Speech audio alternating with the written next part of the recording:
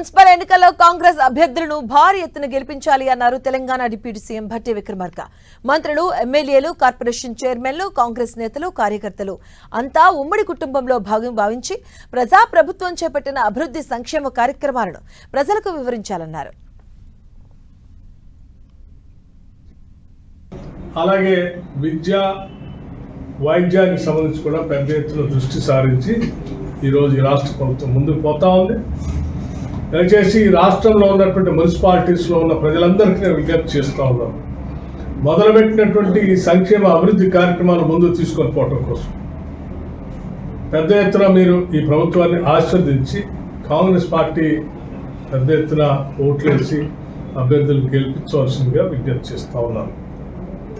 నగరాల్లో భవిష్యత్తులో మీ అందరికీ తెలిసిందే, రాష్ట్రం నగరాల అభివృద్ధి దిశగా ప్రయాణం చేస్తూ ఉంది.